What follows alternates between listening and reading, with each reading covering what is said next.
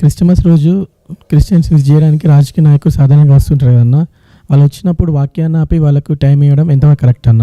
నన్ను అడిగితే రాజకీయ నాయకులను మీటింగ్స్కి పిలవకపోవడం మంచిది. అంటే వారు క్రైస్తవులై ఉండి వారంతట వారు మీటింగ్స్కి వస్తే రావద్దు అని చెప్పకూడదు. కానీ మనంతట మనం వారి దగ్గరికి వెళ్ళి మా మీటింగ్కి మీరు రండి అని పిలవకపోవడం మంచిది. ఎందుకంటే వారు వచ్చిన ఎక్కువసేపు ఉండరు, వారు వచ్చిన వాక్యం వినరు.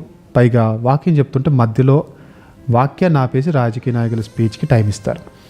నన్ను అడిగితే ఆ రాజకీయ నాయకులకి ఏం తెలియదు కాబట్టి, వారి ప్రోగ్రామ్ అలా ఉంటుంది కాబట్టి వారు చెప్పేసి వెళ్ళిపోయినా వాళ్ళు పెద్దగా పట్టించుకోకలేదు. కానీ వాక్యం గురించి తెలిసి కూడా, వాక్యపు ఇంపార్టెన్స్ తెలిసి కూడా, దేవుడు సేవకుని ద్వారా మాట్లాడుతున్నాడని తెలిసి కూడా దేవుని ప్రవాహాన్ని ఆపేసి మరి రాజకీయ నాయకులకి ఇంపార్టెన్స్ ఇచ్చి రాజకీయ నాయకులకి ప్రియారిటీ ఇచ్చే సేవకులే కాదు. మళ్ళీ రిపీట్ చేస్తున్నాను, వాక్యం మధ్యలో ఉండగా ఈ పెద్ద మనుషులందరూ వచ్చి వాక్యం ఆపేయండి, రాజకీయ నాయకుడు వచ్చాడు వచ్చి మాట్లాడేసి వెళ్ళిపోతాడు, ఆ తర్వాత మీరు వాక్యం చెప్పుకోండి అని ఎవరైతే, ఏ సేవకుడైతే, ఏ సంఘ పెద్ద అయితే చెబుతున్నారో అసలు వాళ్ళు సేవకులే కాదు, అసలు వారు సంఘ పెద్దలే కాదు. ఎందుకు ఈ మాట చెప్తున్నానంటే, క్రిస్టియానిటీ చాలా విషయాల్లో కాంప్రమైజ్ అవుతూ ఉంది. ఎవ్వరు ఎక్కడ అవ్వనంత కాంప్రమైజ్ క్రిస్టియానిటీ అవుతూ ఉంది. నేను ఒకసారి ఒక న్యూస్ విన్నాను. చిన్నజీర స్వామి అని పిలువబడే ఆ వ్యక్తి యొక్క ఆశ్రమానికి ఒక రాజకీయ నాయకుడు వెళ్ళాడంట. ఆయన ఆ రాజకీయ నాయకుడు వెళ్ళి ఆ ఆశ్రమంలో ఉండే ఈ చిన్నవారు ఎవరైతే ఉంటారో, మేబీ అసిస్టెంట్స్ అనొచ్చో లేదో నాకు తెలియదు, వీరెవరైతే ఉంటారో అక్కడ ఉండే శిష్యులు అంటారో అసిస్టెంట్స్ అంటారో నాకు తెలియదు, ఒకవేళ ఈ పదజాలం రాంగ్ అయితే నన్ను క్షమించండి.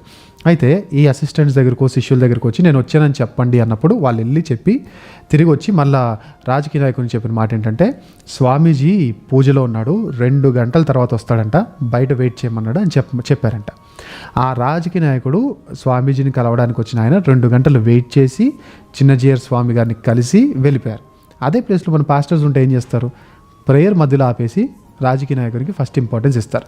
ముస్లిమ్స్ కానీ, హిందూస్ కానీ, వారి ఆచారాల విషయంలో కానీ, వారి భక్తి విషయంలో కానీ ఎక్కడ కాంప్రమైజ్ అవునప్పుడు క్రిస్టియన్స్గా మనమే ఎందుకు కాంప్రమైజ్ అవ్వాలి?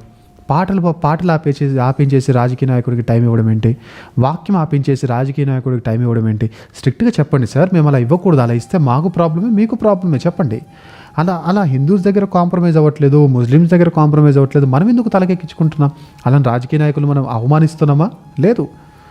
వాళ్ళ గురించి ప్రార్థించమని దేవుడు బైబిల్లో చెప్పాడు, వాళ్ళ గురించి మనం ప్రార్థన కూడా చేస్తాం. కానీ ఎవరికి ఇవ్వాల్సిన టైం వాళ్ళదే కాబట్టి దేవుని టైంలో వీళ్ళకి అవకాశం ఇవ్వకూడదు, దేవుని టైంలో వారికి ఛాన్స్ ఇవ్వకూడదు. దేవుని టైంని దొంగలిస్తూ వీళ్ళని మనము స్టేజెస్ మీదకి పిలిచి వాక్యాన్ని ఆపించేసి ఇవ్వకూడదు.